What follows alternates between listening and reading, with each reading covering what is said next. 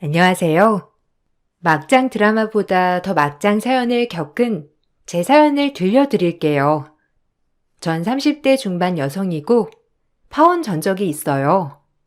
미술을 전공한 저는 졸업을 하고 입시 강사로 일을 하다가 우연히 좋은 기회로 지역 여성회관의 주부들을 상대로 짧은 강의를 한 적이 있었어요. 간단한 취미로 취미 미술을 가르치는 일을 하였는데 그때 알게 된 주부 회원님의 소개로 결혼을 약속할 뻔한 남자를 만나게 되었답니다. 조금 부담스러웠으나 그래도 결혼 정년기였기 때문에 저 역시 진지하게 만남을 가지게 되었고 주부 회원님은 저에게 정말 좋은 사람이라며 입에 침이 마르게 칭찬을 하면서 저를 팍팍 밀어 주었어요. 내가 잘 아는 집에 아들이거든. 그 엄마가 좀 유난스럽긴 한데 그래도 아들을 잘 키워놨어. 딱 참하고 예쁜 아가씨 원한다고 해서 자리 마련한 거니까 강사님도 잘해봐. 솔직히 요즘에는 좀 제대로 알고 만나야지. 무서운 세상이잖아. 아, 그러게요. 감사해요. 안 그래도 집에서도 제 결혼을 많이 걱정하셨는데 이렇게 신경 써주시니까 제가 너무 감사하네요. 아유, 감사할 것까지야. 나중에 잘 되면 밥이라도 한번 사. 그 집 엄마한테 내가 말 잘해놨으니까 잘 만나 보라고. 그렇게 예비 남편을 만나게 되었고, 예비 남편을 3번 만나고 나서 바로 예비 시모를 만나게 되었답니다. 그 만나게 된 사연 또한 아주 기가 막혔어요. 저희가 데이트를 하러 나왔는데, 글쎄 예비 남편을 뒤따라와서 몰래 저희를 지켜보고 있었거든요. 기분도 나쁘고 꺼림칙한 마음이 있었지만 그때까지만 해도 어마어마한 분인 줄 아예 몰랐기 때문에 참을 수 있었어요. 엄마, 뭐예요? 아니, 여기를 어떻게 따라오신 거예요? 아, 진짜, 그러지 말라니까. 한두 번도 아니고, 이게 뭐예요? 아니나 지나가는 길에 우연히 들렸다가 본 거다. 넌 무슨 오해를 그렇게 하니? 네가 만나는 아가씨로구나. 뭐 말을 많이 들었겠지만 내가 우리 지역이 엄마예요. 윗집 언니가 칭찬을 그렇게 했는데 외모는 기대 이하네. 이세를 생각해서라도 내가 외모는 중요하다고 했는데 보니까 눈쌍꺼풀은 했구만. 자연산인 날 속이기란 힘들지. 네? 아, 기대 이하라니. 어머님, 초면인데 말씀이 조금 지나치시네요. 외모 평가나 듣자고 지혁 씨 만나는 게 아닌 건데요. 그리고 이런 말 정말 유치하지만 저 쌍꺼풀 수술 안 했거든요. 요즘 세상에 수술해도 상관없지만 안 한 건 안 했다고 말해야죠. 아유, 아가씨, 말 재밌게 하네. 강사라 그런가? 좀 가르치는 말투라 거슬리긴 하는데 그래도 직업도 그렇고 딱히 어디 나가도 빠지지 않으니까 만남은 허락할게요. 우리 제대로 자리 한번 만들어서 식사나 하자고. 지혁아, 엄마 간다. 아, 진짜 미안해. 엄마가 워낙 유난히 심해. 다신 이런 일 없도록 할 거니까 화 풀어. 근데 엄마가 저 정도면 너 진짜 마음에 들어 하신 거야. 원래 같으면 바로 그 자리에서 헤어지라 마라 하시는 분인데 너 웬만큼 마음에 드셨나 봐. 장난해? 당신 어머님이지만 기분 나쁘니까 말은 해야겠다. 그래도 사람 면전에 대고 외모가 어떻니 많이. 기분 진짜 나빠. 다짜고짜 제 외모를 지적해놓곤 만남을 허락한다나 뭐라나 하면서 자리를 떼는 예비 시모였어요. 기분이 정말 나빴고 아무리 어른이지만 이건 아니라는 생각에 그날 예비 남편과도 다투기도 하였답니다. 하지만 미안하다고 비는 통에 화가 누그러졌어요. 그리고 그 다다음 날인가 여성회관에 출근을 하여 일을 하고 있는데 예비 시모라는 사람이 저를 찾아와서 얘기를 하더라고요. 나 알죠? 그때 우리 만났잖아. 아가씨랑 먼저 이렇게 얘기 나누고 싶어서 찾아왔어요. 내가 성격이 좀 급해야지. 네. 안녕하세요. 저도 말씀 나누고 싶었는데 잘 됐네요. 저 수업 하나만 하면 끝나거든요. 조금만 기다려주세요. 그럼 나 요 앞 카페에 가 있을 테니까 끝나고 와요. 오늘 옷 입은 착장 내 마음에 쏙 드네. 잘 어울려. 앞으로도 이렇게 입도록. 지난번에 입은 건 내 마음에 전혀 안 들더라. 애도 아니고 유아틱 해가지고. 오늘 같은 룩은 아가씨한테도 딱이네. 이따 봐. 또다시 이상한 말을 남기고 예비 시모는 절 기다리겠다고 했고, 전 수업을 하는 내내 기분이 좋지 않았습니다. 남자친구와 결혼을 생각하고 있었지만 아직 시어머니도 아닌 예비 시모에게 자꾸 평가받고 있는 것 같아 기분이 별로더라고요. 그렇게 수업을 마치고 카페에 가려는데 남자친구를 소개해주신 주부 회원님이 같이 만나러 가자고 하더라고요. 거리낌 없이 같이 가게 되었고, 그렇게 예비 시모 남자친구를 소개해준 회원님과 얘기를 나누게 되었어요. 정말 수치스러운 자리였죠. 내가 정말 친한 언니가 괜찮다고 해서 우리 아들 소개해준 거라 허락은 했다만 호구조사가 들어가야 되겠지? 고향은 어디고 뭐 부모님 일하시는 것까지 읊어줄래요? 아무래도 결혼시키기 전에 내가 정확하게 그 집에 대해서 알아야 할 것 같은데. 그래, 강사님, 얼른 얘기해드려. 자꾸 나한테 이것저것 묻는 통에 내가 곤란했다니까. 중매도 잘못하면 뺨이 새더라는데 그래도 내가 믿고 소개해준 강사님이 삼류 강사는 아닐 거 아니야. 나도 전부터 궁금했는데 집이 좀 살잖아. 그렇지? 아니요. 저희 집은 평범하고요. 고향은 전라도예요. 그리고 지금은 다 같이 여기로 이사와서 살고 있고요. 제가 미술을 전공했지만 외동이라서 부모님 벌이에 딱 적당한 만큼만 배웠어요. 남들 다 가는 유학은 한 번도 못 가봤고요. 아니, 그래도 하고 다니는 거 보니까 보통은 아니던데. 평범한 집안일 리가 없잖아. 아유, 겸손 안 떨어도 돼. 그래, 뭐 겸손 떠는 거야? 이 언니 말로는 하고 다니는 것도 보통이 아니고 많이 배운 티가 난다던데. 차도 좋은 거 끌고.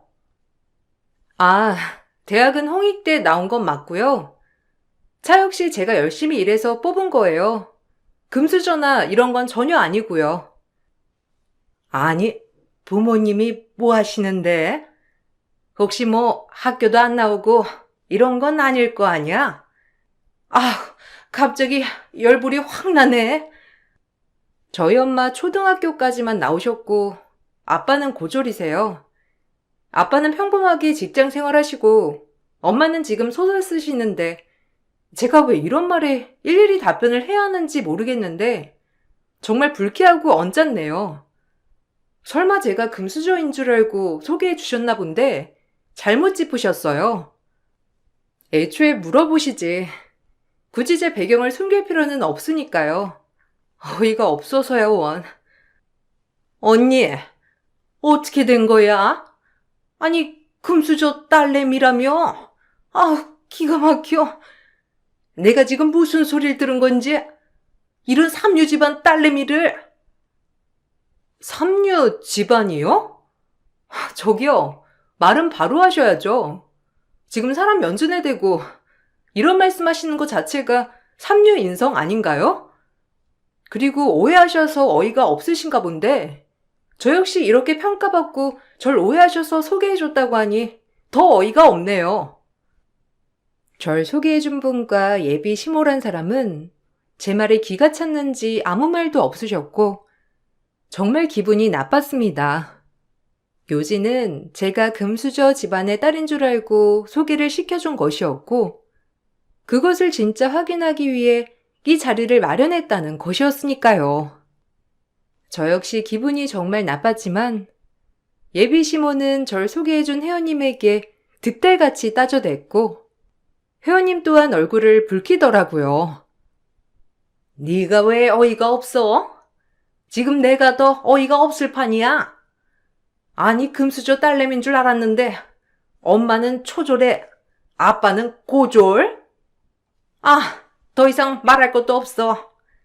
그리고 너네 엄마가 소설을 쓴다고? 뭐 작가라도 된다는 거냐? 어디 이름 있는 작품 말해봐. 저희 엄마 아직은 내로라 할 작품은 없으시지만 그래도 꾸준히 글 쓰시고 계시고 나름 소소하게 행복을 찾고 계시는 분이시거든요. 왜 그렇게 비웃는 건진 모르겠지만 정말 기분이 나쁘네요. 그러면 지역 시내는 얼마나 대단하길래 이러시나요? 너희 집보단 대단하거든? 그런 집안의 딸이라면 우리 지역이랑 당장 헤어져.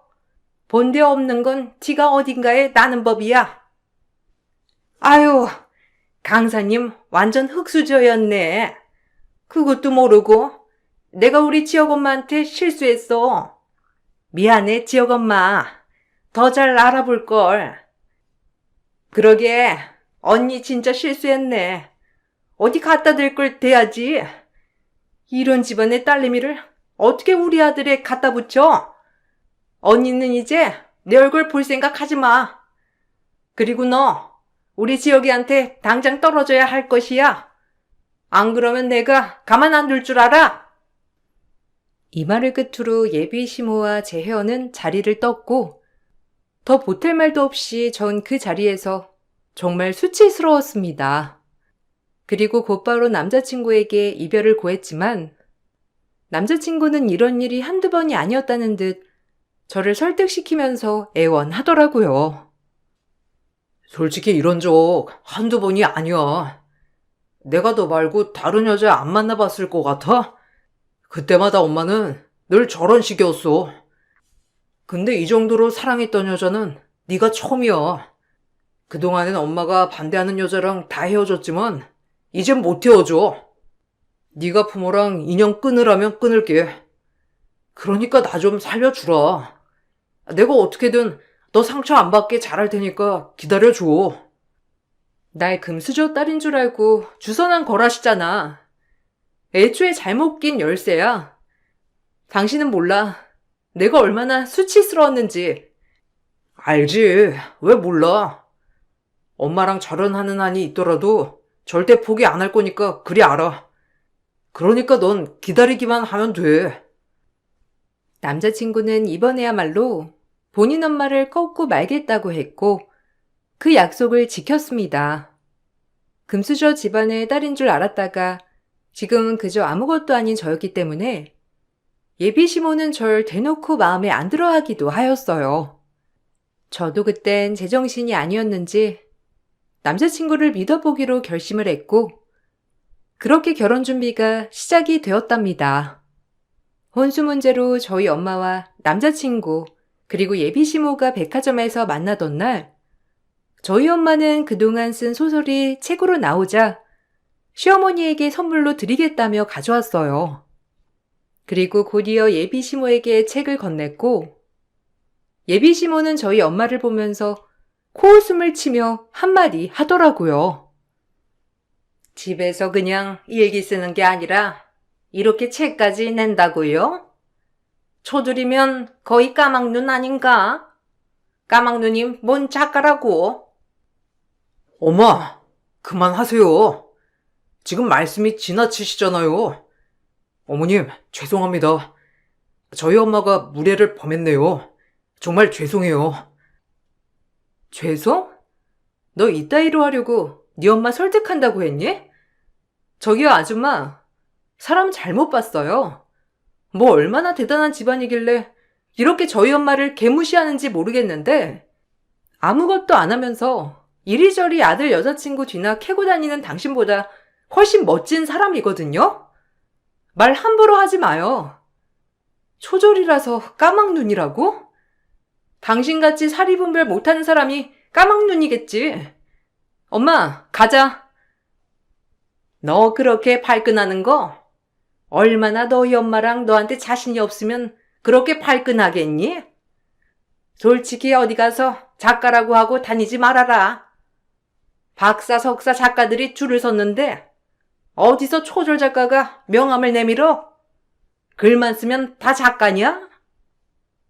우리 딸이 결혼할 사람이라고 해서 최대한의 예의를 지키려고 했는데 정말 아드님이 뭘 배울지 걱정이네요. 그리고 내가 이런 집안인 거 알았으면 애초에 이 자리에 안 나오고 당장 파투 내버리는 건데 내 금 같은 시간이 아깝네요. 다신 보는 일 없도록 하죠. 그쪽 집이 얼마나 대단한 집인 줄 모르겠으나 사람을 그렇게 배경으로 판단하면 안 되는 거예요. 참 못 배우셨네요. 어디서 초졸이 나한테 못 배웠대? 지혁이 너, 이 사람이 얘기하는 거 들었지? 내가 웬만해서 결혼 허락하려 했는데 이 모녀가 이렇게 나온다면 절대 허락 못하지. 지네가 파투 내는 거니까 난 받아들이는 거야. 지혁이 너, 나 원망하지 마. 엄마 진짜 너무하시네요. 내가 다시 전화할게. 미안해. 어머님, 정말 죄송합니다. 면목 없어요. 제가 나중에 찾아뵐게요. 지혁군한텐 미안한데 자네 엄마니까 자네도 책임을 져야지. 다신 내 딸 만나지도 말고 나 찾아오지도 말아줬으면 해. 전 그렇게 결혼을 파투 내버렸어요. 애초에 시작하지 말아야 할 결혼 준비였다고 생각했습니다. 예비 시모도 그날 작정하고 파혼을 당하려고 나온 것처럼 말을 했기 때문에 제가 파혼을 통보했을 때 옳다커니 하며 파혼을 받아들였고 그저 남자친구만이 저에게 길을 쓰고 매달렸어요. 남자친구는 안쓰러운 마음도 들었지만 그 엄마의 그 아들이라고 이미 정이 떨어져 버렸어요. 그러면서 주마등처럼 많은 생각들이 오고 가더라고요. 얼마나 많은 여자친구들을 이런 식으로 내쳤을지 아마 평생 저 아들은 결혼도 못하고 엄마 옆에서 늙어 죽겠구나 싶은 마음까지 들면서 정말 한심한 생각이 들었고 그러면서 안도의 마음도 쓸어내렸죠. 내가 이렇게 빌어도 안 되겠어? 내가 미안하다니까. 우리 엄마 눈에 아무도 성에 안 찰 거야. 참, 우리 집도 잘난 게 없는데. 졸부가 원래 제일 무서운 거야. 당신 집 갑자기 딴 개발로 돈방석에 앉은 거라며. 원래 아무것도 없다가 갑자기 돈이 생기면 변하는 게 사람이지. 너희 엄마 천성이 원래 그런 건지 아니면 돈 때문에 저렇게 변한 건진 몰라도 잘 살길 바랄게. 네 엄마 눈높이에 맞는 여자 잘 찾아서 결혼하고. 아, 이왕이면 혼자 사는 것도 나쁘지 않겠다. 괜한 여자 신세 망치기 전에. 제발, 내가 이렇게 빌어도 안 되겠어? 엄마랑 나랑은 별개잖아. 네가 원하면 나 엄마랑 결혼한다니까? 핏줄이 쉽게 끊어지겠니? 그리고 내가 그렇게 천륜을 끊어놓고 마음이 편할 것 같아? 난 그 정도로 남자를 얻고 싶진 않거든. 굳이 내가? 너도 나 깨끗이 입고 잘 살아. 너희 엄마가 아마 너한테 맞는 제 짝으로다가 언젠간 만나게 해 주시겠지. 전 그렇게 그 모습을 마지막으로 한참이나 남자친구를 보지 못했어요. 그리고 예비 시모가 뭐라고 했는지 제 직장에 저에 대해 소문이 파다하게 났었지만 그럼에도 좋은 회원분들이 제 편을 많이 들어주어서 용기를 내서 수업을 할 수 있었어요. 처음엔 말도 안 되는 소문과 제 집안에 대해서도 사람들이 말이 많았지만 저의 수업 태도와 강의 내용 때문에 잘 헤쳐나갔죠. 아니, 강사님이 무슨 죄야? 내가 저 옆였네 저럴 줄 알았어. 지 아들도 아니고 한 달이 건너서 이상한 집에 소개해주더니 지금 이상한 소문 내고 다니는 것 좀 봐. 저 여자 주둥이가 원래 저렇다니까. 강사님, 너무 신경 쓰지 마요. 우리 저 여자 말 안 믿으니까. 그 돈 많은 여편네라고 빌붙고 싶어서 강사님 소개해줬나 본데 강사님이 아깝지. 어디 그런 집안에. 에이, 괜찮아요. 뭐 살면서 이런 일이 있을 수도 있는 거죠. 그래도 회원님들이 절 믿어주셔서 정말 감사한걸요. 허, 지역 엄마가 얼마나 욕하던지. 내 체면이 말이 아니에요. 여기 회원들 선동해서 나 이상한 사람으로 몰고 가지 말고. 솔직히 흑수저가 우리 같은 보유증 아줌마들 가르치는 거 웃기니까 사표 쓰고 이 강사 자리에서 물러나 줄래요? 아니, 당신이 뭔데 강사님 보고 물러나란 말아야? 당신이 그만둬 그럼. 우리는 강사님한테 더 배우고 싶으니까. 이 여자 완전 흑수저 강사라니까. 우리가 이런 사람한테 강의를 들어야겠어요? 아니, 아줌마도 눈 똑바로 뜨고 봐. 와, 본인 멋대로 금수저 딸이니 뭐니 판단하고 남자친구 소개해주더니 이젠 사람들 선동해서 절 매장시키려 하네요. 어디 한번 해보세요. 제가 눈 하나 깜짝 하나. 그리고 흑수저가 뭐가 어때서요? 제가 남한테 사기를 쳤나요? 피해를 줬나요?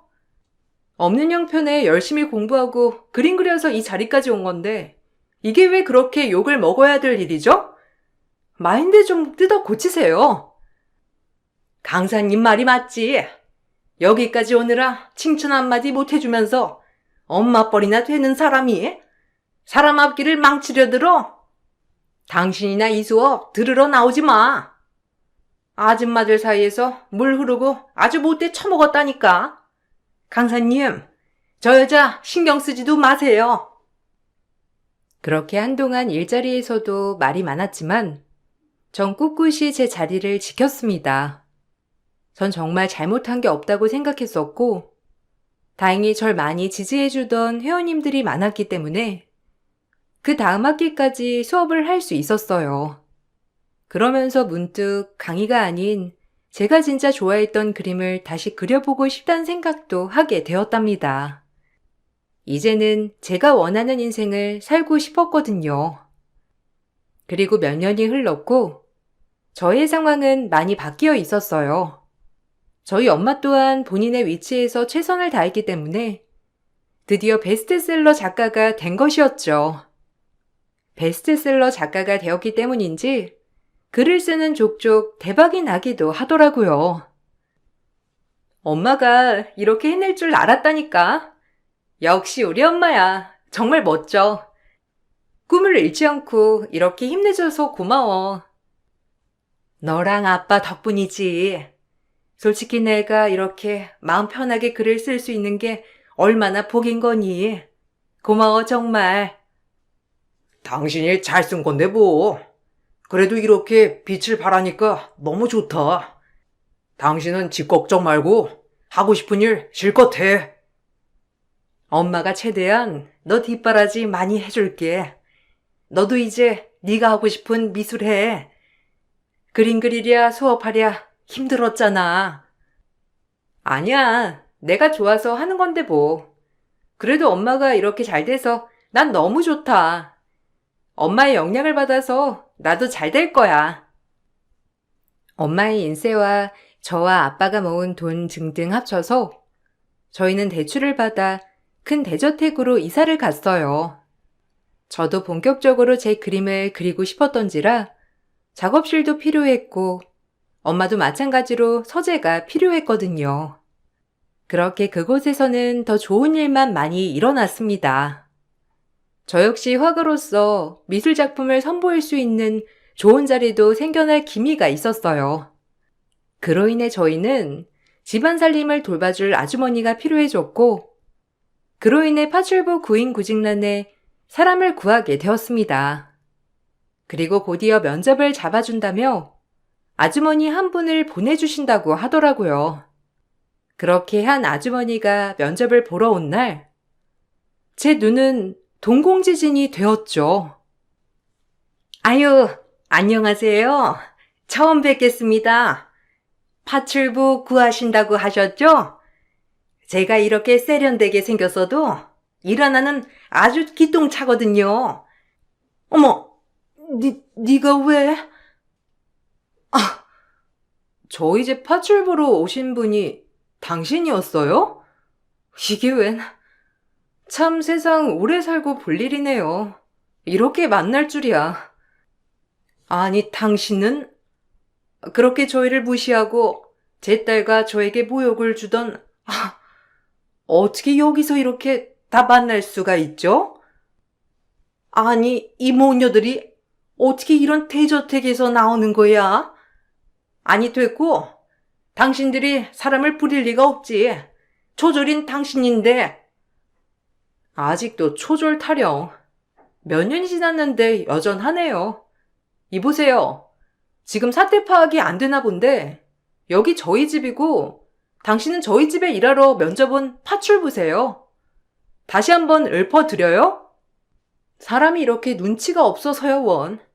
사회생활 하겠나요? 그러게 말이다. 그렇게 면전에 대고 초졸이니 뭐니 무시를 하더니 남의 집 일이나 하러 다니면서 그랬던 거야?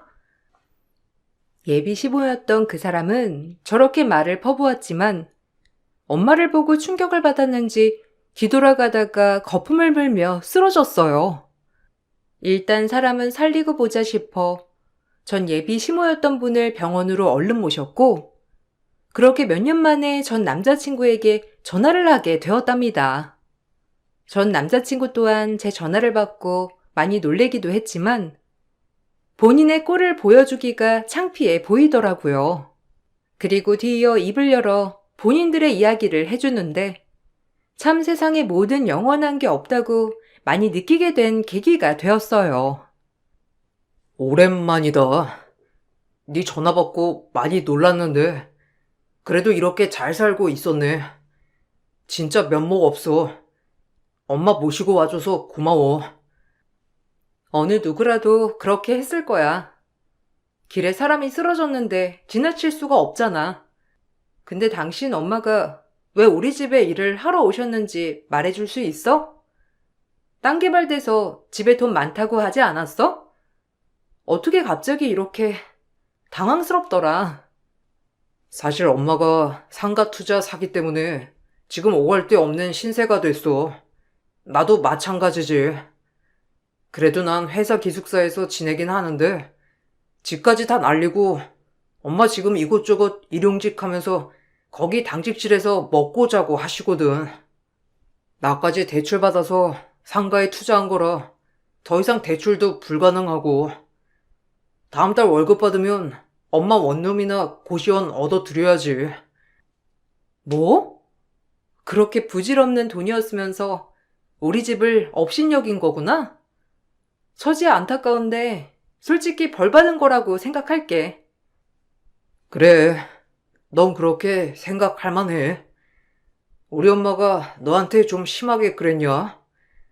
어머님한테도 마찬가지고 진짜 벌 받은 거지 뭐. 남자친구에게 들은 얘기로는 집이 풀썩 주저앉았다고 했어요. 워낙에도 돈 욕심이 엄청났던 분이었기 때문에 그 돈을 어떻게 불릴까 하다가 상가를 사서 돈을 불리겠다는 목적으로 상가를 구매했는데 알고 보니 허위 매물이었던 것이었죠. 그리고 벌을 받은 것이 본인도 그 매물을 투기 목적으로 구매했다는 것도 밝혀져서 경찰에 신고할 수조차도 없던 거였어요.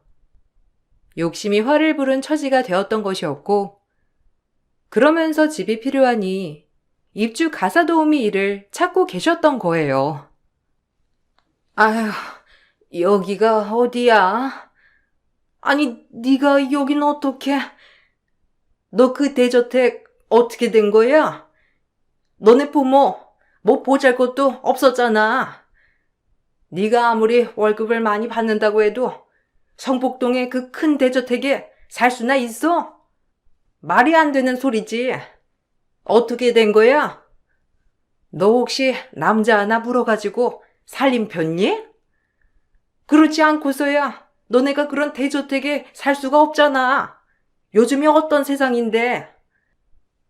이제 깨셨네요. 저희 엄마 작가라고 했잖아요. 학벌은 어머님이 그렇게 무시하던 초졸이지만 다행히 베스트셀러가 됐네요. 배 아파서 어떻게 해요? 저한테 줬던 모욕 저 하나도 안 잊혀요. 그래도 다행히 이런 치욕을 이렇게라도 되갚으니 속이 좀 뚫리는 것 같네요. 투기 목적으로 구매하신 상가 사기 당하셨다는 거 잘 들었어요. 역시 본성 참 어디 안 가죠? 뭐야? 얘 뭐 이런 얘기까지? 내가 지금 이런 신세지만 나같이 세련된 여자가 그러고 살겠니? 당장이라도 일어나지. 나한테 돈 해주겠다는 사람 줄 섰는데 내가 부담스러워서 거절한 거란다. 그러니까 난 너무 불쌍한 시선으로 보지 말아줘. 제가 어떻게 불쌍하게 보겠어요. 얼마나 잘나신 분인데. 어쨌든 이렇게 일어나셨고 지혁씨 왔으니 전 가볼게요. 우리 지혁이 보니까 다시 마음이 좀 생기니? 이제라도 다시 만나는 거 허락할게. 어차피 둘이 결혼까지 하려고 했던 사이잖아. 지나고 보니까 너처럼 우리 지혁이랑 어울리는 애도 없었던 것 같고 이제라도 만나보렴. 허락한다.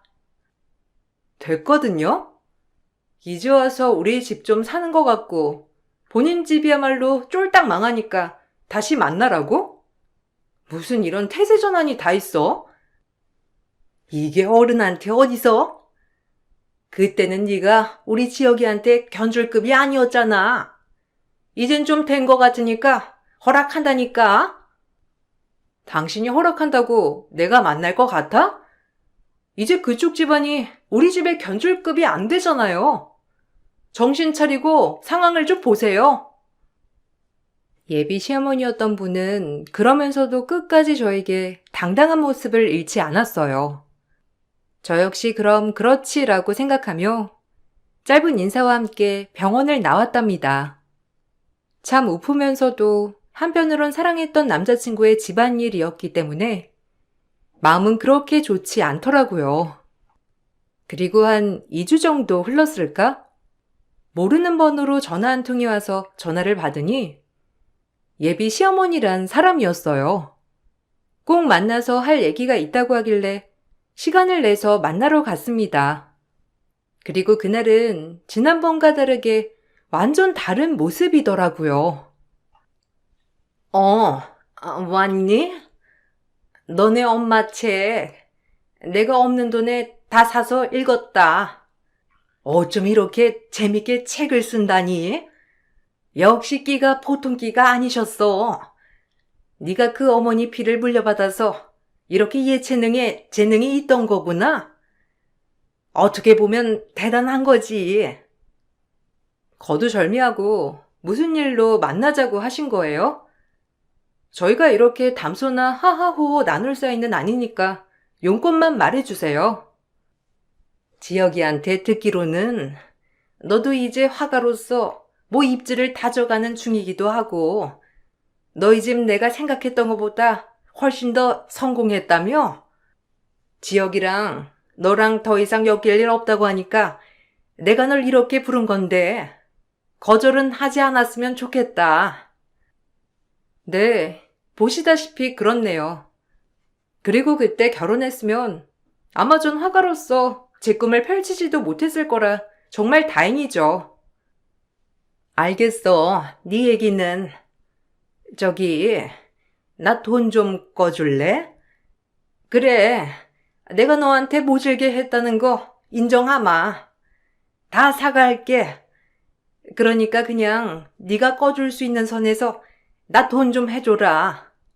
그래도 한때는 시어머니와 며느리 될 사이일 뻔했는데 이 정도는 해줄 수 있잖아. 아니면 우리 지혁이 다시 만나던가. 그게 아니면 돈 좀 해줘. 내가 어떻게든 이 돈은 꼭 갚을 거야. 그러니까 나한테 돈 좀 해줄래? 순간 제 길을 의심했어요. 정말 다짜고짜 돈을 해달라니. 원래도 뻔뻔하고 이기적인 건 알았지만 이렇게 본인이 막말을 내뱉은 당사자한테 이제 와서 아쉬운 소리를 해대며 돈을 해달라고 하는 소리가 저를 더욱 기막히게 하더라고요. 그러면서 내가 이런 사람을 시어머니로 맞이할 뻔했다는 생각을 하니 온몸에 소름이 돋으면서 파혼 잘했다 생각이 들었어요. 아니, 돈 꺼줄 사람 널렸다고 하지 않았나요? 한때 그런 사이였지만 정말 지금은 완전 앙금에 있는 사이죠. 그 앙금을 만든 건 당신이고요. 죄송한데 돈 얘기하실 거면 저 일어나 볼게요. 난 또 무슨 급한 얘기라고. 저희 엄마 그렇게 무시하시더니 그래도 책 재밌다고 해준 건 감사하네요. 학벌이 다가 아니란 걸 좀 아셨으면 좋겠어요. 불법 저지르며 배 불리려고 하는 사람들보다 정말 열심히 본인의 재능을 갈고 닦아 사시는 분이거든요. 그럼 가보겠습니다. 천천히 돌아가세요. 아니, 내 얘기 안 끝났어. 너한테 그 돈, 큰 돈은 아니잖아. 지금 내가 여기에 투자만 하면 너 돈 금방 갚을 수 있다고. 땅 개발되셔서 돈 버셨다고 했죠? 그렇게 가만히 있으면 돈이 어디서 떨어질 일이 얼마나 된다고 생각하세요? 처음 번 돈을 쉽게 벌어서 자꾸 쉽게 벌려고 하시는 것 같은데 열심히 일을 내서 벌 생각을 하세요. 자꾸 투자하니 뭐니 하지 마시고. 그분은 저에게 돈을 꾸러 왔었어요. 이 사실을 전 남자친구에게 고하니 전 남자친구 또한 저에게 면목 없어하며 사과를 하였답니다. 그리고 전 그날부로 전 남자친구와 예비 시어머니의 번호를 차단했고 그림 그리기에만 열중했어요. 한편으론 마음이 안 좋기도 하지만 그래도 그때 받은 서름을 이렇게라도 갚을 수 있어서 통쾌한 마음이 들기도 했어요. 다 이렇게 갚게 되는 거야. 사람한테 상처 주면 돌려받게 되는 거지. 너도 어디 가서 남한테 그런 상처 주지 마라. 당연하지. 난 저런 사람 정말 극혐이야. 그리고 엄마랑 아빠가 날 좀 잘 키워줬어. 어디 가서 저런 사람은 안 될 거야. 그러게. 다 돌아오는 거야. 부메랑처럼.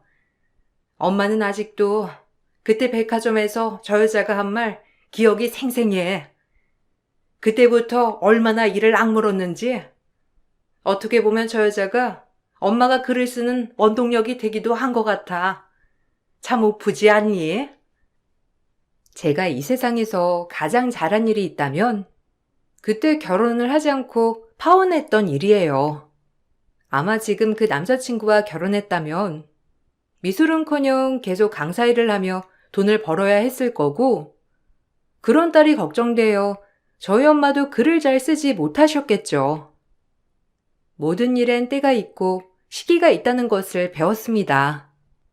파혼 당시 남들이 상상할 수 없을 만큼 큰 상처를 받아서 마음이 정말 안 좋았지만 지금은 언제 그랬냐는 듯 이렇게 웃고 지내고 있어요.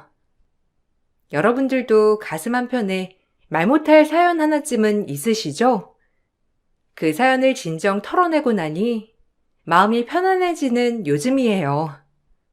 혹시라도 안 좋은 일이 많으시거든 웃는 날을 상상하며 지내보세요. 정말 웃을 일이 많이 생긴답니다.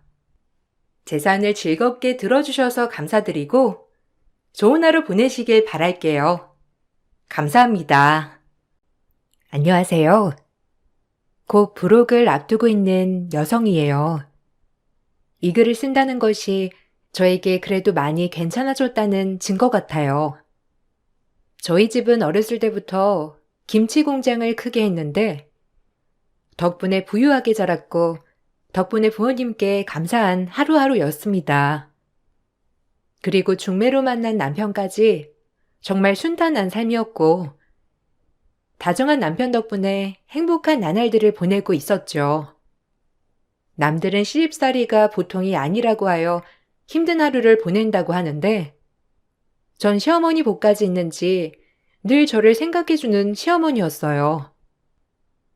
평범한 회사원이었던 남편은 결혼 후 저희 아빠의 김치 공장에서 일을 하게 되었고, 그 덕분에 저와 같이 일을 하게 되었답니다.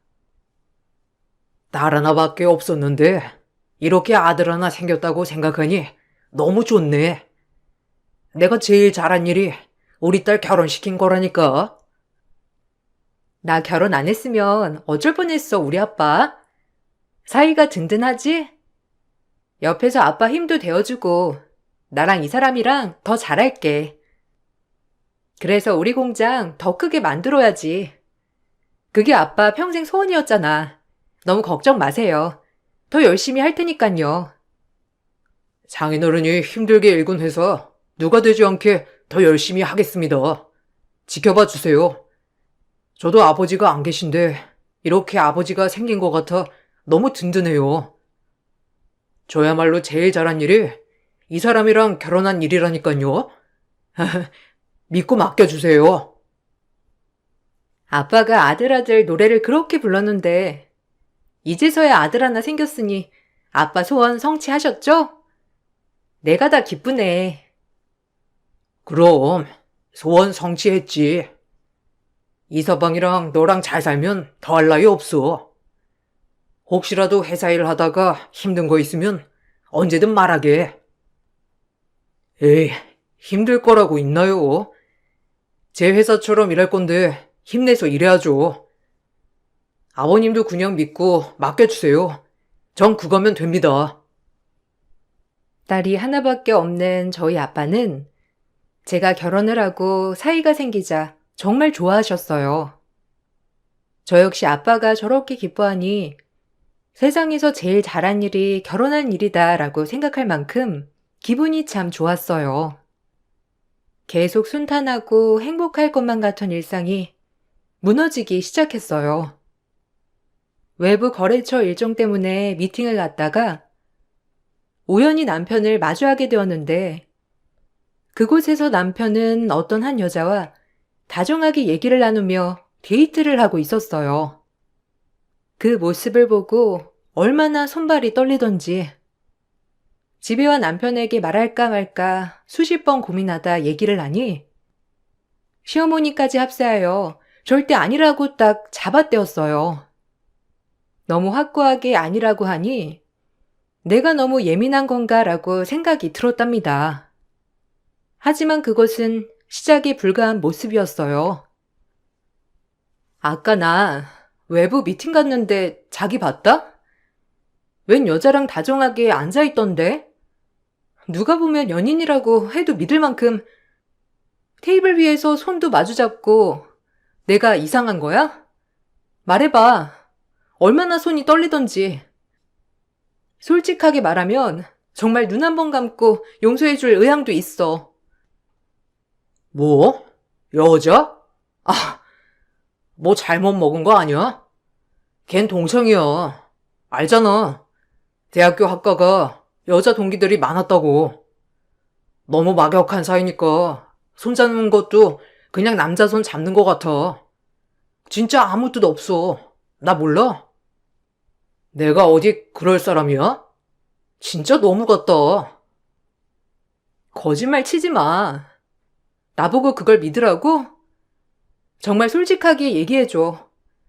나 거짓말하는 게 더 싫으니까 사람 바보 되는 것 같잖아. 정말 아니라니까. 내가 뭐가 아쉬워서 바람을 피고. 당신같이 똑똑하고 예쁜 와이프가 옆에 있는데 나 진짜 못 믿어? 이러니까 내가 오히려 더 섭섭하다. 내 말을 믿어야지. 왜 오해를 해서 사람을 이렇게 몰아가? 너한텐 내가 이 정도밖에 안 되는구나. 너무 아니라고 잡아떼니 정말 그런가 보다 했어요. 의심은 들었지만 사실 그 외로 본 것도 아니기 때문에 한 번만 넘어가기로 하였고 이 일로 시어머니까지 저에게 남편의 알리바이를 만들어서 얘기를 해주었어요. 그래서 바보같이 믿으려고 했었어요. 저만 빼고 모든 사람이 그렇게 말하니 일부러라도 믿으려고 했습니다. 마음에서도 아니라고 해주길 바랐었거든요. 아유, 넌 그런 거 보고 오해하고 그러니? 절대 아니야. 우리 민재 몰라? 그러래 아니잖아. 동창이랑 워낙 막역하니까 그랬나 본데 내가 따끔하게 얘기했어. 이제 유부남인데 아무리 동창이라도 그렇게 지내는 건 아닌 것 같다고 말이야. 기분 풀어. 정말 아니라는 거죠? 저 어머님이랑 민재 씨 믿어요. 만약 이게 다 거짓말이라면 저 절대 용서 안 할 거예요. 아유, 그렇다니까. 섭섭하다 얘. 우리가 너한테 그 정도밖에 안 됐니? 네가 오해한 건 알겠는데 믿어줘. 그게 부부지. 부부란 자고로 서로 믿어주는 게 부부란다. 미영이 너 속상한 건 알겠는데 민재도 정말 억울하니까 좀 이해해줘. 부탁이야. 시어머니는 섭섭하다고까지 하면서 믿어달라고 하셨고, 그 모습을 보니 믿을 수밖에 없었어요. 남편은 몰라도 시어머니까지 정말 아니라고 하니까 이렇게까지 거짓말을 할 수 없겠다 생각했거든요. 미련하게도 더 알아보지 않고 있는 그대로 남편을 믿어주기로 했답니다. 하지만 그렇게 믿었던 남편은 결국 바람을 피우는 게 맞았고, 결국 전 이혼을 결심했어요. 바람을 핀 사실도 용서가 안 되지만 시어머니까지 합세하여 절 속일 줄은 상상하지도 않았거든요. 그래서 바로 끝을 내기로 결심했죠. 이혼하자. 바람 못 참아. 그렇게 아니라고 잡아떼더니 당신이랑 어머님까지 날 이렇게 기만해? 나 못 참으니까 그런 줄 알아. 진짜 미안해. 다신 안 그럴게. 걔가 하도 쫓아다녀서 몇 번 만난 것뿐이야. 그러니까 한 번만 봐줘. 왜 남자들 한 번씩 그럴 때 있잖아. 다신 이런 일 없도록 할게. 제발 봐주면 안 될까?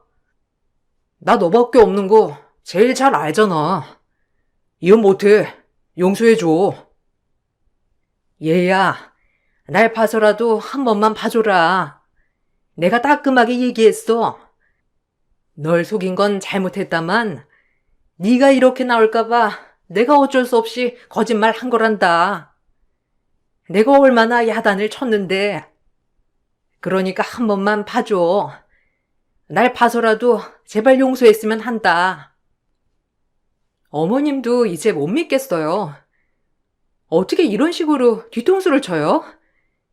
그냥 깔끔하게 이혼하고 그 여자랑 새 출발해. 놔줄게. 어머님도 차라리 이 사람이 좋아하는 여자 허락해 주시면 되겠네요. 그렇게 알리바이까지 만들어 주실 정도인데 제가 빠질게요. 제가 이혼을 요구하자 남편은 싹싹 빌었고, 전 그럼에도 거짓말한 것이 용서가 되지 않아 이혼을 결심했습니다. 하지만 엎친 데 덮친 격, 이혼을 결심한 순간 친정아빠가 뇌경색으로 쓰러지고 말았어요. 심적으로 많이 지쳐있는 상태였고, 남편을 용서할 수 없었지만 이때 가장 힘이 된 건 남편이었죠.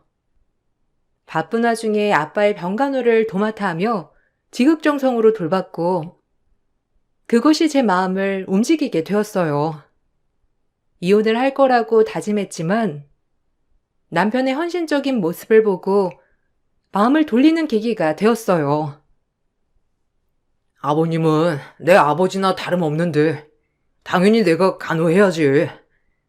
당신은 걱정 말고 회사 일이나 신경 써. 가뜩이나 바쁜데. 고마워.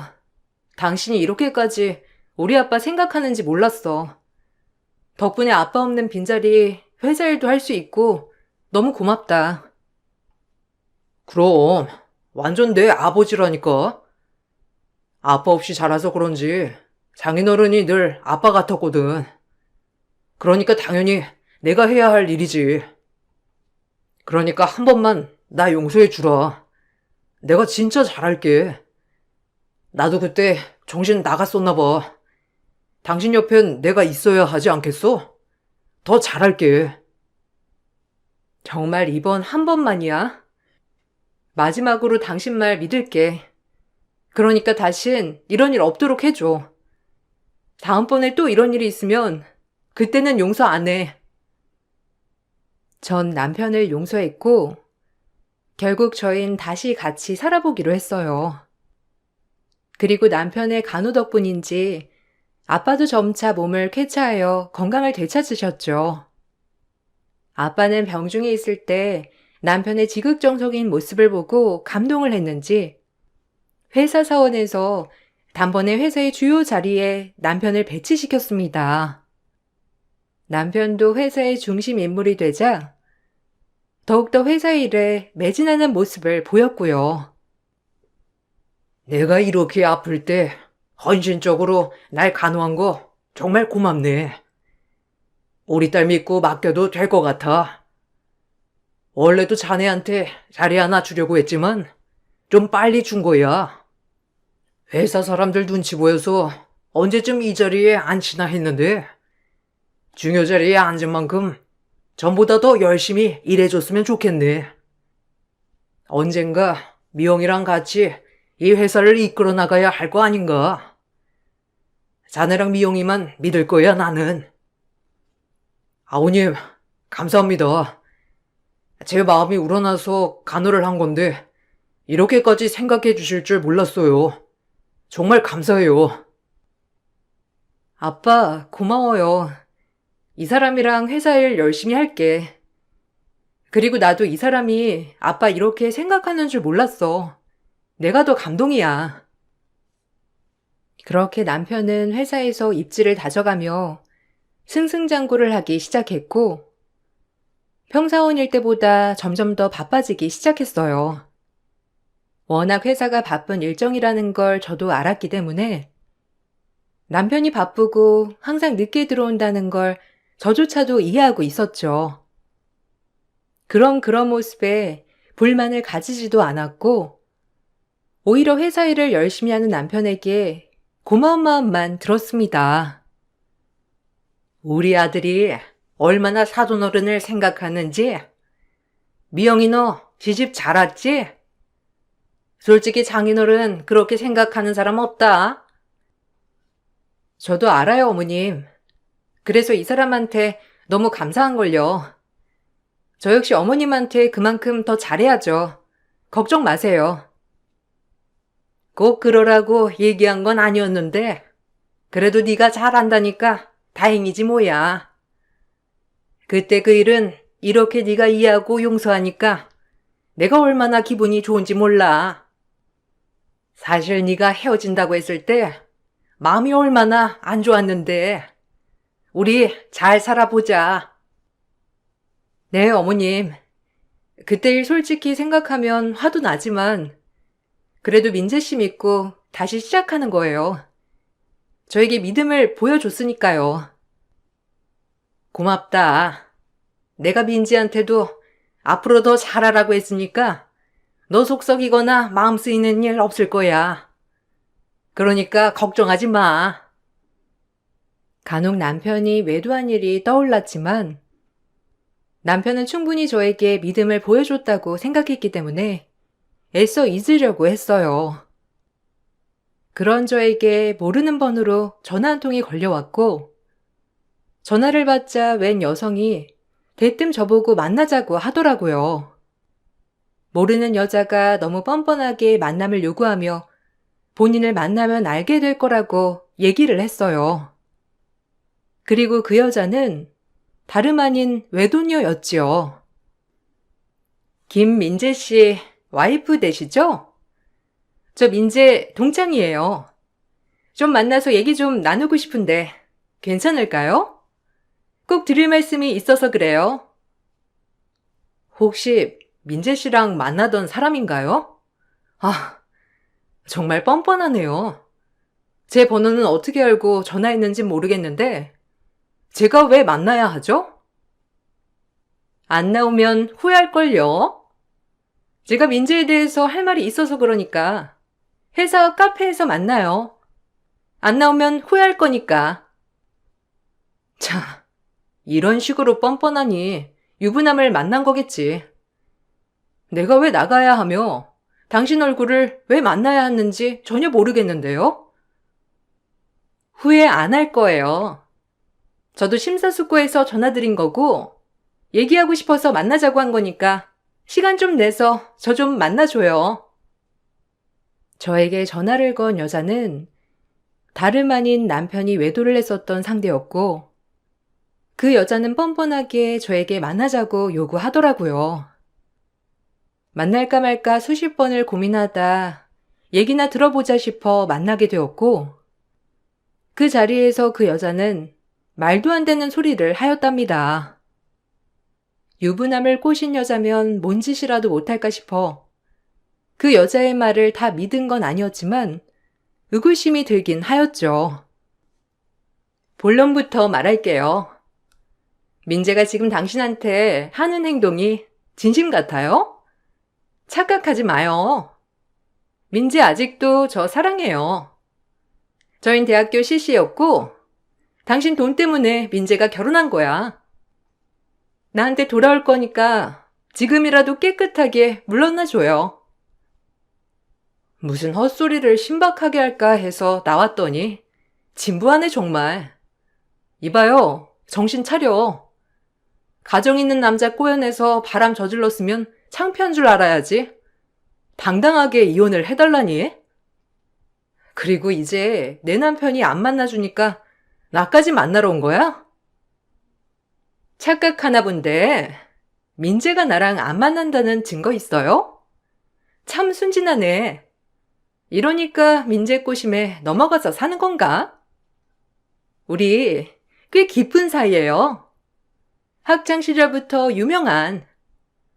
민재 어머니가 반대해서 결혼은 못했지만 민재는 나 절대 못 잊어. 알아? 됐고 당신 말 더는 들을 필요 없겠네. 인생 루저 얘기 구구절절 뭐하러 듣고 있겠어?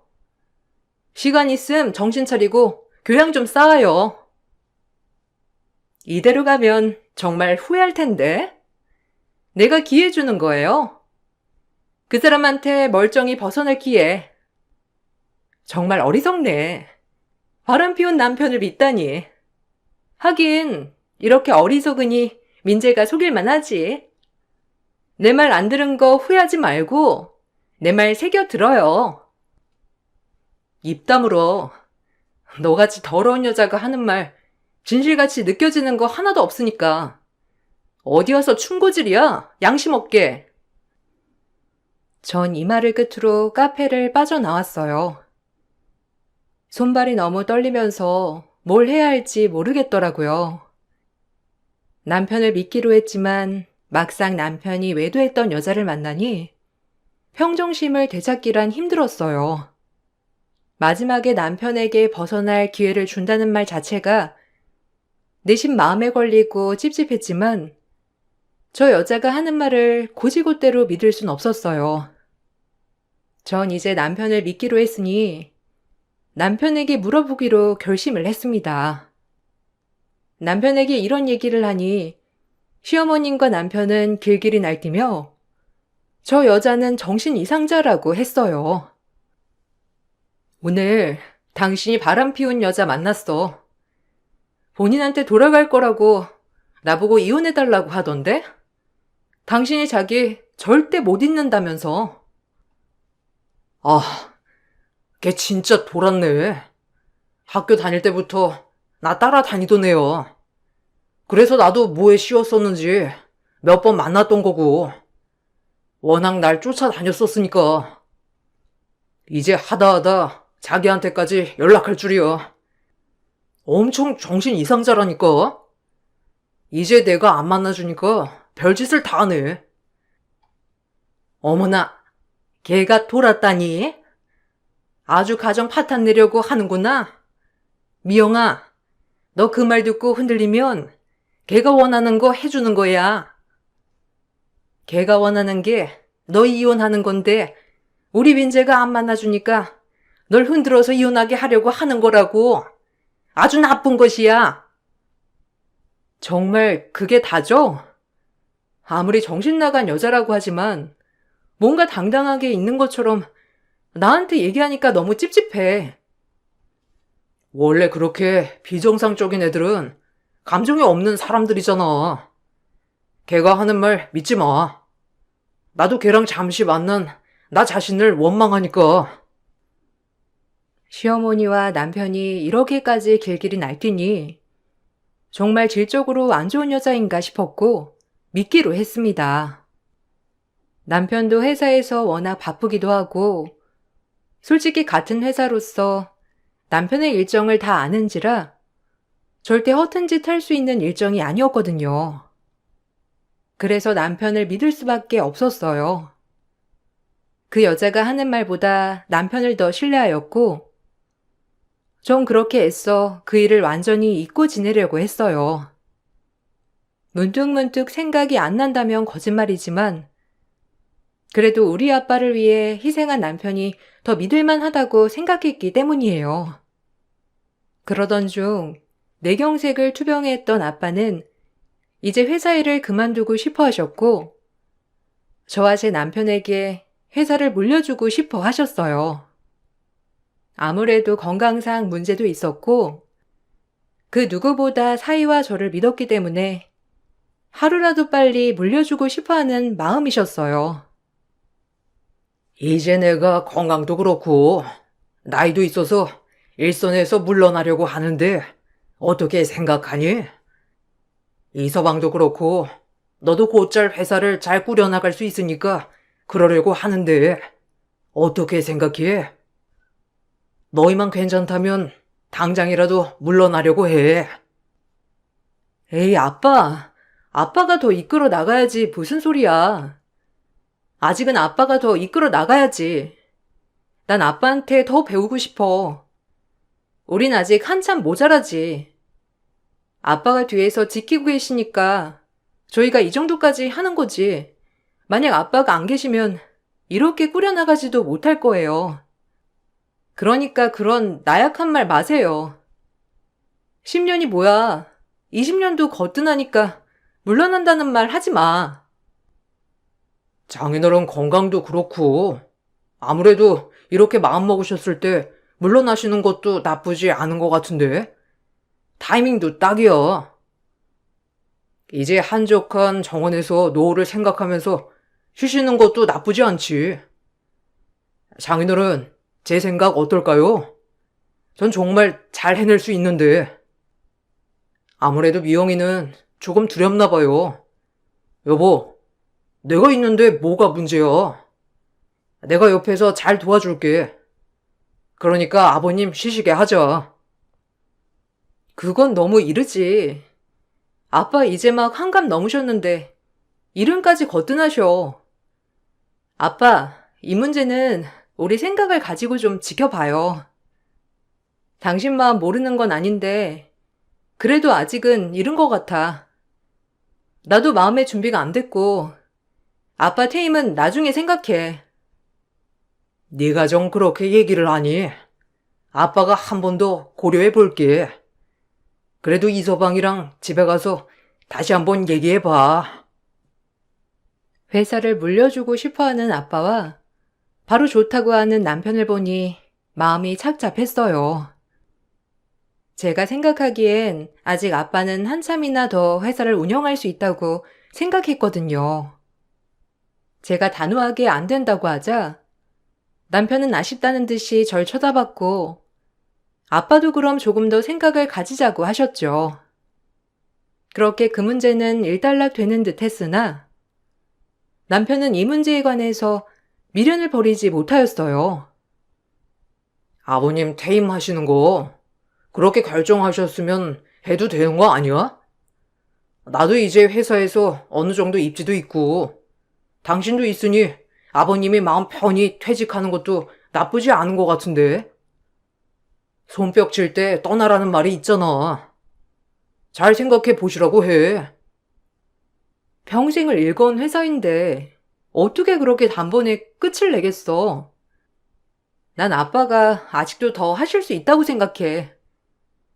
건강상 무리 안 가게 말이야. 당신 말대로 당신도 있고 나도 있는데 굳이 퇴임하면서 노후를 보내지 않아도 될 것 같아. 아직은. 그래도 이제는 젊은 피가 우선인데. 아마 회사 사람들도 대다수 그렇게 생각할 수도 있을걸?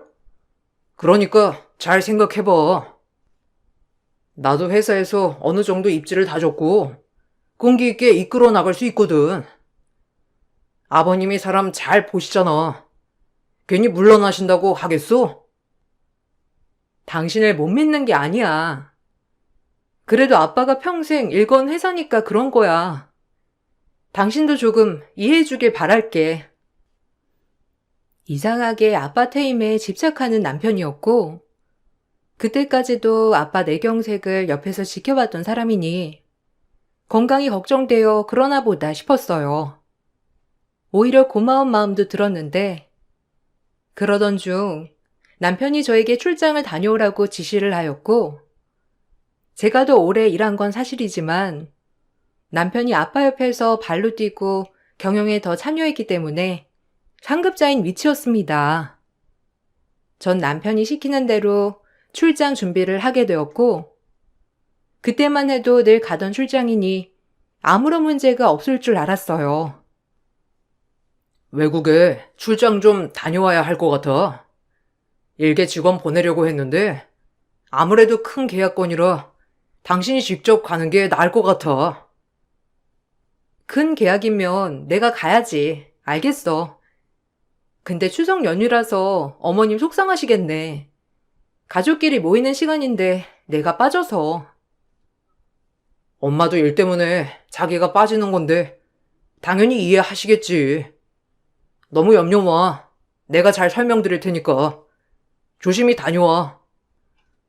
이번 계약 중요한 거니까 일 잘 마치고 바로 집으로 오면 될 것 같아.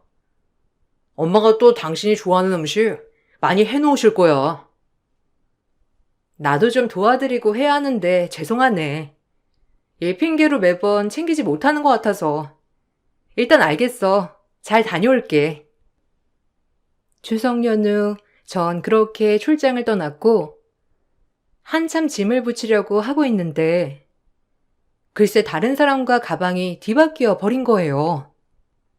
그곳에 계약서와 중요 문서들이 다 있는 터라 맨몸으로 출장을 가는 건 의미가 없었어요. 결국 전 출장을 연기시키고 차라리 연휴니까 시댁에 방문하는 게 좋겠다는 생각이 들었답니다. 오히려 어머님이 제가 연휴에 방문하는 걸 더 좋아하실 것 같은 마음도 있었고요. 공항에서 터덜터덜 시댁에 도착했고 현관문이 열려있는 바람에 그냥 들어가게 되었어요. 하지만 그곳에서 시어머니와 남편이 하는 이야기를 듣고 배신감에 치를 떨게 되었습니다. 제가 온 줄도 모르고 저에 대한 계획을 꾸미고 있던 두 모자였어요. 그래서 그렇게 내 출장을 일부러 연휴로 잡았구나 싶었고, 이제 남편이 했던 얘기들의 퍼즐이 맞춰지기 시작했어요. 이송편, 집에 가서 애미 꼭 먹여라. 어차피 너네 장인도 너한테 회사 물려줄 거라며. 그러면 물려주자마자 닉게 되는 거야. 번거롭게 이혼이니 뭐니 할 것도 없고 이 송편 어미 먹이면 위자료 굳는 거야. 걔가 태음인이지?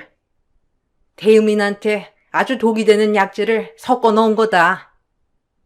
그럼 이혼할 필요도 없이 병원에 넣은 다음에 네가 회사를 꿀꺽 하면 돼. 장인도 뭐라 할 수 있겠니? 지 딸 병원에 누워있는데 너한테 의지해서 회사를 물려주는 거지. 이제 우리 아들 인생 피는 거라고. 와, 엄마 진짜 똑똑한데? 이 사람 오자마자 먹여봐야겠네. 아마 엄마가 한 거라고 하면 의심도 안 하고 먹을 테니까. 그러게, 진작 조용히 아버님이 물려주려고 하실 때 물려받았으면 좀 좋아? 괜히 아버님한테 안 된다고 하긴 하고 도움이 안 된다니까. 그때도 내 뒤를 왜 쫓아가지고 외도니 뭐니 왜 밝혀내냐고. 아유, 진절머리나. 얼른 없애버리고 싶어. 조금만 참아. 곧 다 네 세상이 될 거니까. 아주 독한 기집애야. 어련히 신랑을 믿어줬음 이사달 안 났지.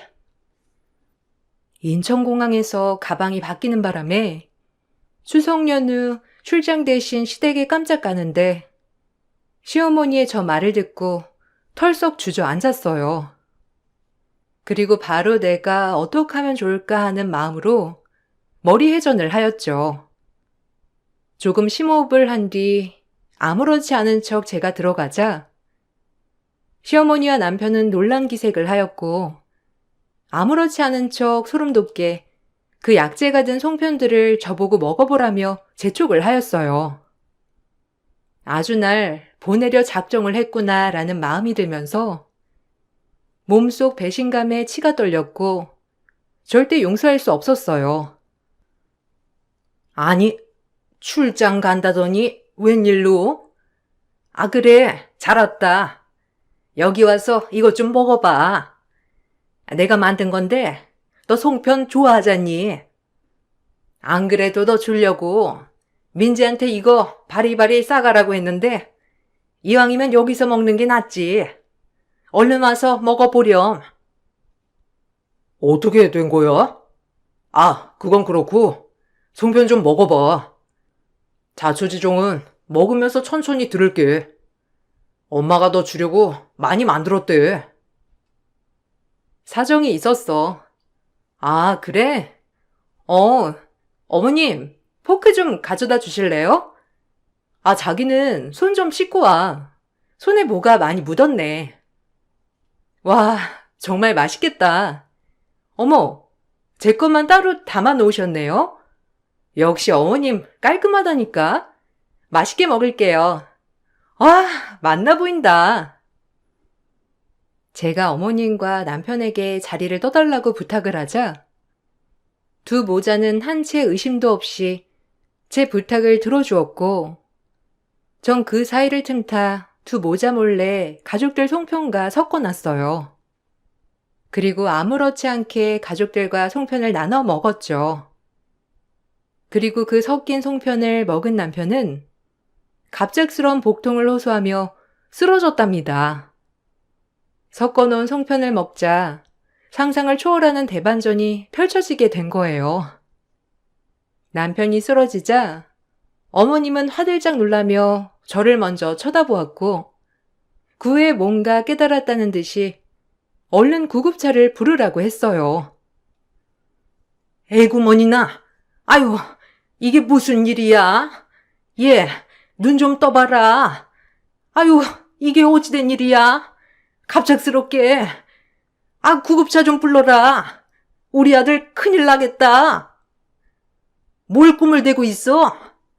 당장 부르라니까. 우리 민재 큰일 난단 말이야. 아우, 핸드폰 어디 있니? 내가 불러야지. 답답해서야 원. 민재 씨도 태음인인 거죠? 못 먹을 걸 먹었나 보네. 체질에 안 맞는 약재라든지 이런 거 말이에요. 병원 한번 가보죠. 뭐라고 하나. 너무 갑자기 쓰러져서 이상한 거 아니에요? 나도 태음인인데 나도 이렇게 됐으려나? 좀 무섭네요. 뭐야? 우리 민재가 네가 먹을 송편을 먹었단 말이냐? 그럴 순 없어. 어떻게 우리 민재가 그 약재가 든 걸 먹어? 네가 먹어야지. 네가 우리 민재가 먹은 송편을 네가 먹었어야 한단 말이야. 아유, 우리 민재 어쩜 좋아. 민재야. 시어머니는 그 송편을 먹었다는 남편에게 놀랐는지 노발대발 난리가 났고 전 그 길로 경찰에 신고를 했습니다. 남편은 병원에서 위세척 및 수액 치료를 통해 다행히 목숨을 건질 수 있었고 병원에 장기간 입원을 해야 했어요. 약재를 잘못 먹어 간이 다 망가졌기 때문이에요. 조금만 늦었으면 간 이식까지도 고려해 볼 상황이라고 하는 의사 판단이 있었는데 이 말을 들으니 시어머니와 남편이 너무 무서운 사람이라는 걸 깨달았어요. 그리고 곧 경찰 조사가 이어졌고, 제가 보고 들은 걸 토대로 조사가 이어지면서 계속된 경찰의 추궁에 시어머니는 실토를 했어요. 시어머니 얘기를 듣자 더욱 충격을 받았습니다. 우리 애 만나는 애가 임신을 했다지 뭐예요. 그럼 어떻게 내 손주는 지켜야 하고 우리 애가 유책 배우자라고 하니 냉전 한 푼 못 건지고 위자료까지 줘가면서 이혼해야 하는데 달리 어떨 도리가 없었어요. 그리고 그 장인 되는 분이 회사까지 물려준다고 하니 얘만 없으면 회사가 온전히 우리 아들 찾으니까 내가 정말 잘못 생각했어요. 그러니까 우리 아들 좀 살려줘요. 돌았네. 당신 아들 하나 행복하자고 나 없애고 우리 아빠 회사 뺏어오고 이기적인 할망구 같은 이라고. 합의 없어. 선처도 없을 거고 위자료나 두둑히 준비해놔. 그리고 임신? 아무 사이 아니라더니 임신까지 시키고 아주 파란만장하다. 어미야, 제발 한 번만 봐줘라. 어쨌든 너는 그 송편 안 먹었잖니. 우리 아들이 대신 먹었잖아. 제발 한 번만 봐줘. 내가 한 발자국만 늦게 도착했어도 그 송편은 내 입으로 들어갔겠지. 이 벼락 맞을 여편네야. 절대 용서 안 해. 두 모자. 제발 내가 그대로 시간을 되돌린다면 다시 돌릴 거야. 내가 이렇게 반성하니까 한 번만 봐줘. 부탁한다. 부탁은 우호적인 관계일 때나 하는 거예요. 내가 정신 나갔다고 당신을 봐줘? 콩밥 좋아하잖아. 당신 콩밥 실컷 먹어봐 어디. 전 바로 소송을 진행하였고 이혼 소송 및 위자료 청구 소송을 진행하였어요.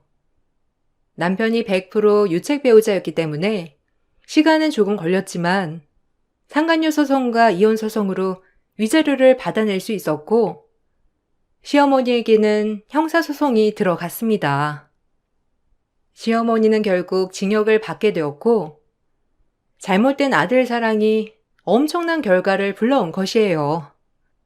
이 사건은 저뿐만 아니라 저희 아빠조차도 너무 충격을 받은 사건이었고 뇌경색으로 쓰러진 본인을 지극정성으로 돌본 것이 다 아빠와 저의 환심을 사고 회사를 꿀꺽 차지하려는 욕심이었다니 놀라울 따름이었죠. 인간 이하의 족속들이 분명했어요. 이래서 머리 검은 짐승 거두지 말란 옛말이 괜히 있는 게 아니야.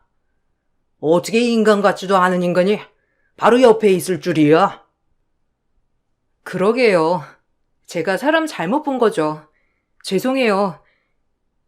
결혼에 조금 더 신중했어야 했는데 잘해주는 모습만 철석같이 믿고. 그때 가방이 바뀌는 바람에 오히려 다행이라고 해야 하나? 하늘이 도왔다 정말. 네 잘못 아니니까 너무 마음 쓰지 마라. 이번 일로 많이 배웠으면 된 거야. 전 그렇게 아픔을 딛고 살아가고 있답니다. 솔직히 아직도 그때를 생각하면 너무 무섭고 두려워요. 가장 믿었던 사람이 제 뒤통수를 쳤다는 것이 아직도 믿기지 않거든요. 그래도 지금은 글을 쓸 수 있을 정도로 많이 회복했습니다. 더불어 악착같이 회사 일에만 매진한 결과 연매출 최고치를 달성하게 되었고요. 저에게 상처를 준 두모자 또한 남편은 아직도 병원을 다니며 간 회복에 힘쓰고 있고 시어머니는 감옥에 계세요. 그리고 남편의 상간녀는 온전치 못한 남편의 아이를 낳아 본인이 벌어서 남편을 간호하고 있다고 했죠. 그마저도 남편이 돈을 벌지 못하는 몸이 되니 매일 투정에 싸움이 그치질 않는다고 하더라고요. 저희 회사에 남아있던 그나마 남편과 친했던 직원이 해준 얘기랍니다. 사실 듣고 싶지도 않아서 그 이후엔 더 이상의 얘기를 듣지 못했어요. 아마 이것이 최고의 권선징악이 아닐까 싶어요. 가장 믿어준 사람 뒤통수를 치고 아무렇지 않게 살아가려고 했던 두 모자의 최후에 대한 얘기였는데 어떠셨나요? 전 이 글을 쓰면서도 제 인생에 이런 일이 일어났다는 것이 아직도 꿈 같아요. 그래도 덕분에 두 모자에게 벗어나고 지금은 행복에 한 발짝 다가서고 있답니다. 여러분들은 가장 가까운 사람이어도 믿지 마세요. 이 세상에 나 자신 빼고는 완벽한 내 편은 없으니까요. 그럼 저는 이만 글을 마칠게요. 감사합니다.